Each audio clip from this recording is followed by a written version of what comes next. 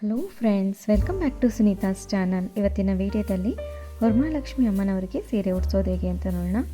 ತುಂಬ simple and ಈಸಿಯಾಗಿ single ಬಿಂದಿಗೆನ use ಮಾಡಿಕೊಂಡು ಈ ರೀತಿಯಾಗಿ ಸೀರೆ ಉಡ್ಸೋದು ಹೇಗೆ ಅಂತ ನೋಡೋಣ.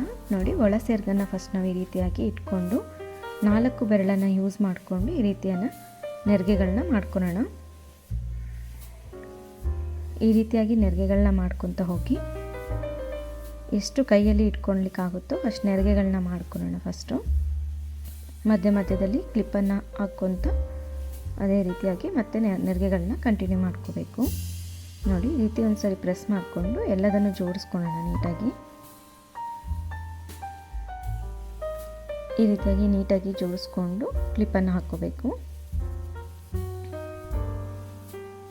ನಿಮಗೆ ಪೂರ್ತಿಯಾಗಿ ಇಟ್ಕೊಳ್ಲಿಕ್ಕಾಗುತ್ತೆ ಅಂದರೆ ಹಾಗೇನೂ ಮಾಡ್ಕೋಬೋದು. ಕೈಯಲ್ಲಿ ಜಾಸ್ತಿ ನೆರಿಗೆಗಳನ್ನ ಇಟ್ಕೊಳ್ಲಿಕ್ಕಾಗೋದಿಲ್ಲಲ್ಲ, ಹಾಗಾಗಿ ಈ ರೀತಿ ಕ್ಲಿಪ್ಪನ್ನು ಹಾಕ್ಕೊಂಡು ಮತ್ತೆ ಕಂಟಿನ್ಯೂ ಮಾಡ್ಕೋಬೇಕು.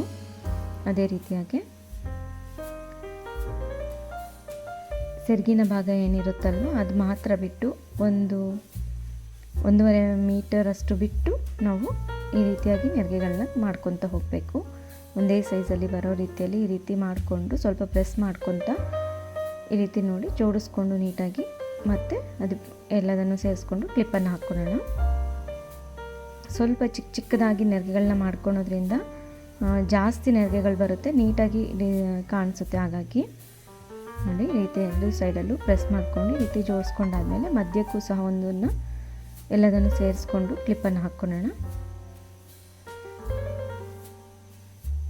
ಈಗ ಈ ಸೈಡೆಲ್ಲ ನೀಟಾಗಿ ಈ ರೀತಿ ಪ್ರೆಸ್ ಮಾಡ್ಕೊಂಡಾದ್ಮೇಲೆ ಇಲ್ಲಿ ನೋಡಿ, ಈಗ ಸೆರಗಿನ ಭಾಗನೂ ಸಹ ಅದೇ ರೀತಿಯಾಗಿ ನೆರಿಗೆಗಳನ್ನ ಮಾಡ್ಕೋಬೇಕು.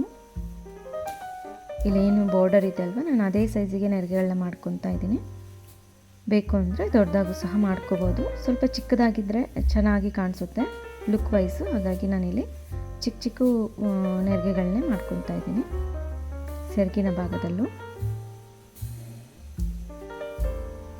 ಈ ರೀತಿಯಾಗಿ ಈಸಿಯಾಗಿ ಮಾಡ್ಕೋಬೋದು. ನೋಡಿ, ಬಾರ್ಡರ್ ಏನು ಸೈಜ್ ಇದೆ ಅದೇ ಸೈಜಿಗೆ ಎಲ್ಲದನ್ನು ಈ ರೀತಿಯಾಗಿ ನೀಟಾಗಿ ಜೋಡಿಸ್ಕೊಂಡಾದ್ಮೇಲೆ ಈ ರೀತಿ ಒಂದ್ಸರಿ ನೀಟಾಗಿ ಪ್ರೆಸ್ ಮಾಡ್ಕೊಳ್ಳೋಣ.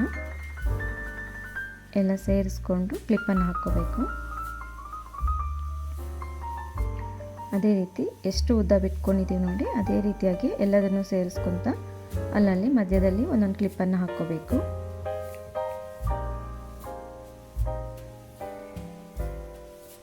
ಬಿಗಿನರ್ಸು ಸಹ ಆರಾಮಾಗಿ ಈ ರೀತಿ ಫಸ್ಟೇ ನಾವು ಎಲ್ಲದನ್ನು ಸೇರಿಸ್ಕೊಂಡು ಕ್ಲಿಪ್ಪನ್ನು ಹಾಕ್ಕೊಂಡು ರೆಡಿ ಮಾಡಿ ಇಟ್ಕೊಂಡ್ರೆ ಆರಾಮಾಗಿ ಅಮ್ಮನವ್ರಿಗೆ ಸೀರೆಯನ್ನು ಉಡಿಸ್ಲಿಕ್ಕೆ ಈಸಿ ಆಗುತ್ತೆ.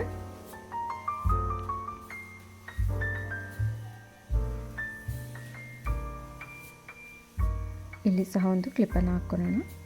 ನೋಡಿ, ಈ ರೀತಿಯಾಗಿ ಎಲ್ಲ ಸೈಡಲ್ಲೂ ನಾವು ನೀಟಾಗಿ ಜೋಡಿಸ್ಕೊಂಡಾದ್ಮೇಲೆ ಈ ರೀತಿಯಾಗಿ ಇಟ್ಕೊಂಡು ಸೇರಿಸ್ಕೊಂಡು ಇಟ್ಕೊಂಡು ನೋಡಿ, ಬಿಂದಿಗೆ ನಾನು ಪೀಠದ ಮೇಲೆ ಒಂದು ತಟ್ಟೆಯಲ್ಲಿ ಅಕ್ಕಿ ಹಾಕಿ ಒಂದು ಬಿಂದಿಗೆನ ಇಟ್ಟಿದ್ದೀನಿ. ಬ್ಯಾಕ್ ಸೈಡಿಂದ ಈ ರೀತಿಯಾಗಿ ಸೀರೆನ ಇಟ್ಬಿಟ್ಟು ನೋಡಿ, ಎರಡನ್ನೂ ಈ ರೀತಿಯಾಗಿ ಸೇರಿಸ್ಕೊಂಡು ಒಂದು ಪಿನ್ನನ್ನು ಹಾಕ್ಕೋಬೇಕು. ಒಂದು ಸೈಡು ಚಿಕ್ಕದನ್ನು ಇಟ್ಕೊಂಡಿದ್ದೀನಿ ನೋಡಿ, ಇಲ್ಲಿ ಇನ್ನೊಂದು ಸೈಡು ಸ್ವಲ್ಪ ದೊಡ್ಡದನ್ನು ಇಟ್ಕೊಂಡಿದ್ದೀನಿ. ಚಿಕ್ಕದೇನಿದೆ ಅದೊಂದು ಸ್ವಲ್ಪ ಮೇಲೆ ಇಟ್ಬಿಟ್ಟು ಈ ರೀತಿಯಾಗಿ ಫಸ್ಟು ದೊಡ್ಡ ಸೈಜು ನೆರಿಗೆಗಳೇನಿದ್ದಾವೆ ಅದನ್ನು ಈ ರೀತಿಯಾಗಿ ಕ್ಲಿಪ್ಪನ್ನು ತೆಗೆದುಬಿಟ್ಟು ಅಡ್ಜಸ್ಟ್ ಮಾಡ್ಕೋಬೇಕು. ನೀಟಾಗಿ ಸ್ಪ್ರೆಡ್ ಮಾಡ್ಕೊಳ್ಳಿ. ಈ ರೀತಿಯಾಗಿ ನೆರಿಗೆಗಳೇನಾದರೂ ಸರಿ ಹೋಗಿಲ್ಲ ಅಂದರೆ ಅದನ್ನು ಕರೆಕ್ಟಾಗಿ ಒಂದೇ ಸೈಡಲ್ಲಿ ಈ ರೀತಿಯಾಗಿ ಬರೋ ರೀತಿಯಲ್ಲಿ ಅಡ್ಜಸ್ಟ್ ಮಾಡ್ಕೋಬೇಕು.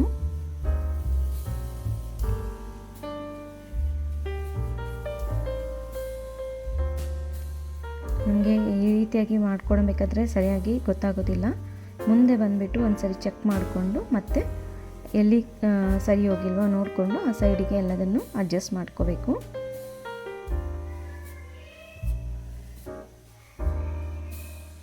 ಅದಾದಮೇಲೆ ನೋಡಿ, ಈ ರೀತಿ ಅಡ್ಜಸ್ಟ್ ಮಾಡ್ಕೊಂಡಾದ್ಮೇಲೆ ಚಿಕ್ಕ ನೆರಿಗೆಗಳೇನಿತ್ತಲ್ವ ಅದನ್ನು ಸಹ ಈ ರೀತಿ ಕ್ಲಿಪ್ಪನ್ನು ತೆಗೆದುಬಿಟ್ಟು ಅದನ್ನು ಸಹ ಅದೇ ರೀತಿಯಾಗಿ ಅಡ್ಜಸ್ಟ್ ಮಾಡ್ಕೋಬೇಕು.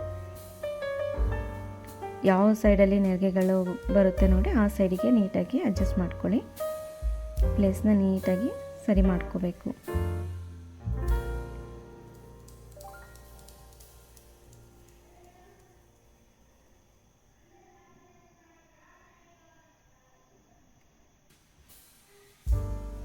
ನೋಡಿ ಚಿಕ್ಕದಾಗಿ ನಾವು ನೆರಿಗೆಗಳನ್ನ ಹಾಕ್ಕೊಂಡಿರೋದ್ರಿಂದ ಈ ರೀತಿ ನೀಟಾಗಿ ಬರುತ್ತೆ. ತುಂಬ ಚೆನ್ನಾಗಿ ಕಾಣಿಸುತ್ತೆ. ಜಾಸ್ತಿ ನೆರಿಗೆಗಳು ಇಟ್ಟಾಗೆ ಅನಿಸುತ್ತೆ.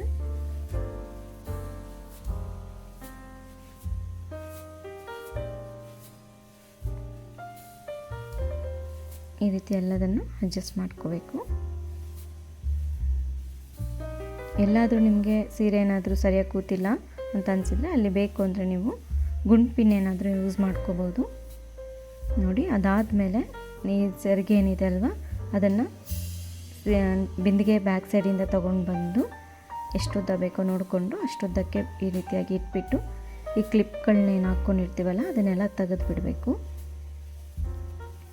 ಈ ರೀತಿ ತೆಗ್ದಾದ್ಮೇಲೆ ನೋಡಿ, ಈ ರೀತಿ ನಾವು ದುಪ್ಪಟ್ಟ ಎಲ್ಲ ಹಾಕ್ಕೊತೀವಲ್ಲ ಆ ರೀತಿಯಾಗಿ ಅಡ್ಜಸ್ಟ್ ಮಾಡ್ಕೊಳ್ಳೋಣ.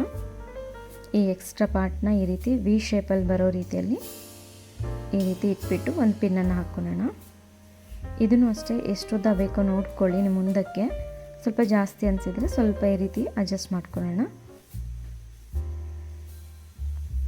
ಇಲ್ಲೊಂದು ಪಿನ್ ಹಾಕ್ಕೊಂಡ್ಬಿಡೋಣ. ಎಲ್ಲದೂ ಸೇರಿಸ್ಕೊಂಡು ನೀಟಾಗಿ ಬರೋ ರೀತಿಯಲ್ಲಿ ಪಿನ್ನನ್ನು ಸೇರಿಸ್ಕೋಬೇಕು. ಈ ರೀತಿಯಾಗಿ ನೋಡಿ, ಇವಾಗ ಇಲ್ಲೇನಿದೆ ಅಲ್ವಾ ಸೆರಗು, ಅದಕ್ಕೂ ಒಂದು ಸೇರಿಸ್ಕೊಂಡು ಒಂದು ಪಿನ್ನನ್ನು ಹಾಕ್ಕೊಳ್ಳೋಣ.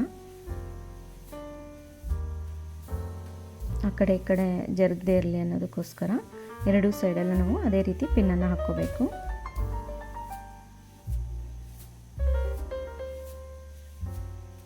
ಈ ಕೂಲ್ ಏನು ಕಾಣಿಸ್ತಾ ಇದೆ ಅದು ಕಾಣಿಸ್ಬಾರ್ದು ಅನ್ನೋದಾದರೆ ಆಮೇಲೆ ನಾವು ಹೂವು ಎಲ್ಲ ಹಾಕ್ತೀವಲ್ವ ಅದನ್ನೆಲ್ಲ ಕವರ್ ಆಗುತ್ತೆ.